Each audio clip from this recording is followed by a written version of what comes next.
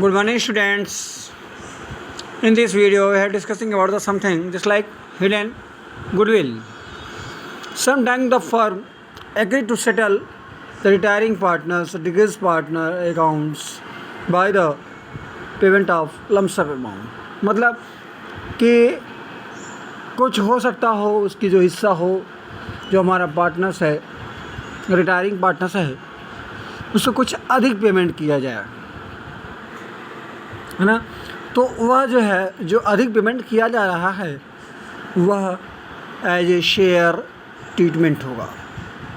Just like मान लीजिए कोई पार्टनर्स था, ठीक है ना, जिसको कैपिटल सभी एडजस्टमेंट करने के बाद 4.5 लाख हुआ, लेकिन उसको पेमेंट किया गया 5 लाख, है ना।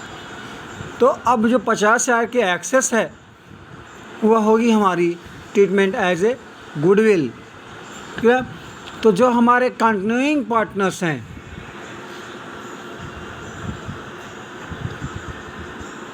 जो भी हमारे कंटिन्यूइंग पार्टनर्स हैं उनके गेनिंग रेशियो के आधार पे हम उनको डेबिट करेंगे और जो हमारा रिटायरिंग पार्टनर्स होगा उसकी क्रेडिट करेंगे। Let's we have the seen the following illustration.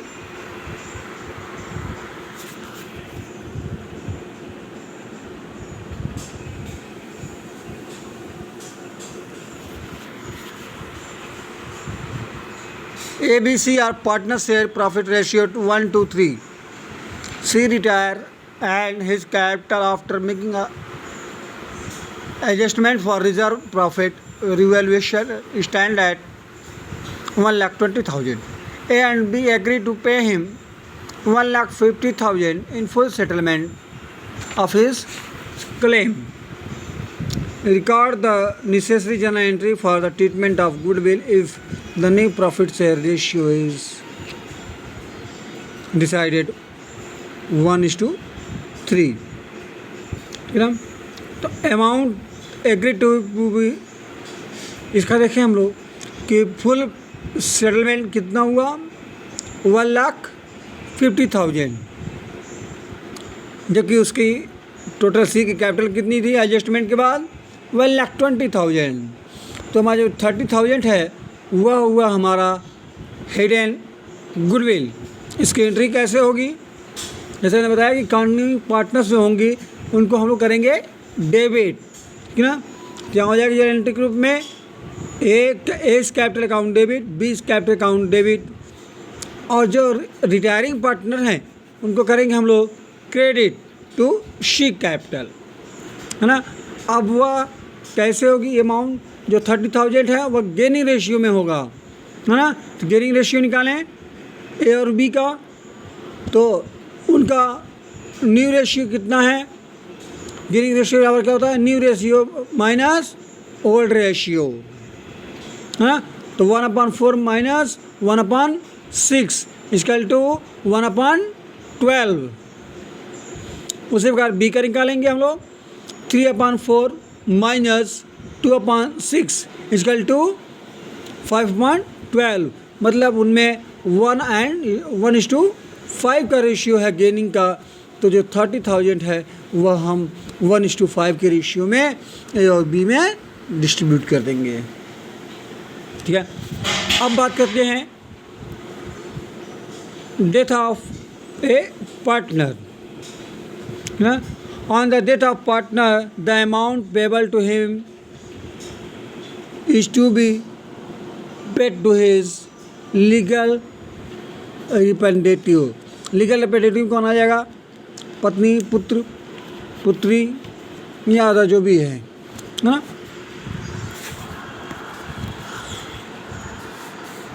बात करें हम लोग calculation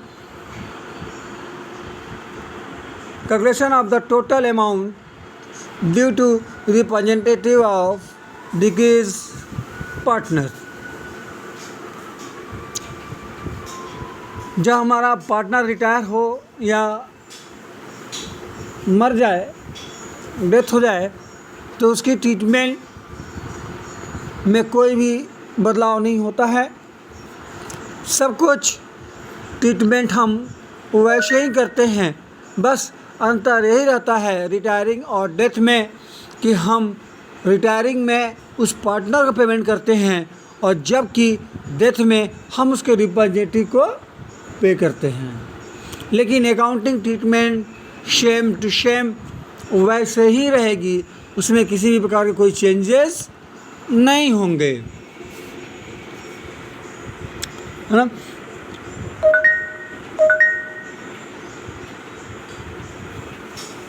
All the above mentioned adjustment first made in Dickey's partner capital account and then balance of his capital account transfer to executor's account। ठीक है, मतलब कि उसके जो कैपिटल है वह ट्रांसफ़र हो जाएगी एग्जीक्यूटर अकाउंट में। हाँ, अब देखते हैं हम लोग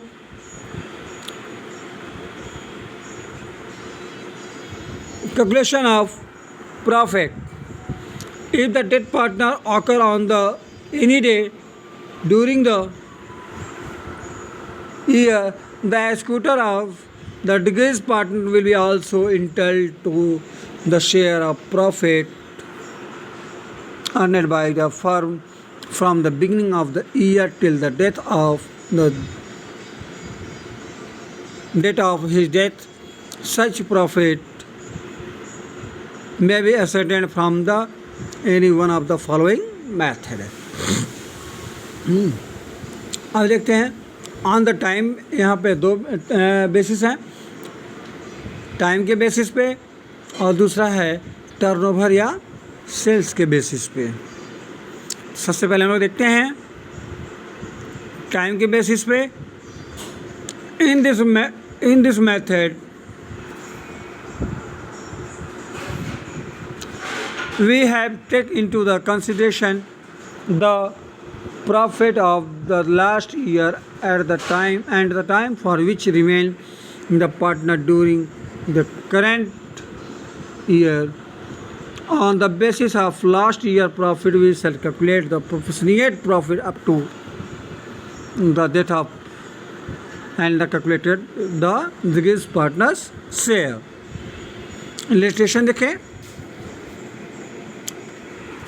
A, B, C are partner in a firm whose books are closed or March इतना। A dead on 30 June and according to the agreement the share of profit of a deceased partner up to the date is to calculate on the basis of the average profit for the last 5 years. The net profit for the last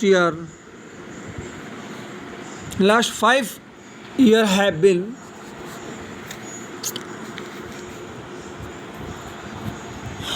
calculate a share profit up to death and pass the necessary general entry।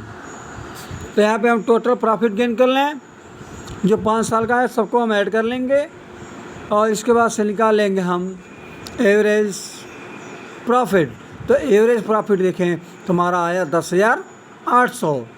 क्या, और जो हमारा date partner था उसने 3 महीने तक काम किया, ठीक है। तो अब उसका जो है शेयर हुआ, उसका हम निकाल लेंगे 3/12 करके, तो आ जाएगा 2,700, है ना।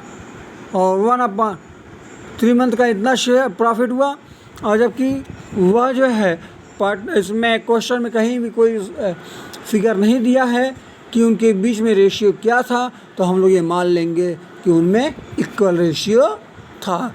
तो उस हिसाब से 1/3 जो शेयर हुआ वह ए का वह हुआ 900, हाँ। और तो यहाँ पे एंट्री हो जाएगी profit and loss suspense account debit to A's capital. एक और देख लें illustration. ABC were partner in a firm sharing profit 3-1. The firm closed its book on 31st March. B dead on 12/6/2017. On B date, the goodwill of the firm was valuated at 60,000. On B's death, his share profit of the firm till the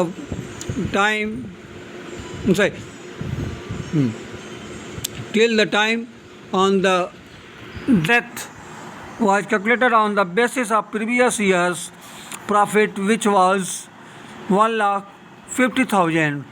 Calculate B's share profit of the firm.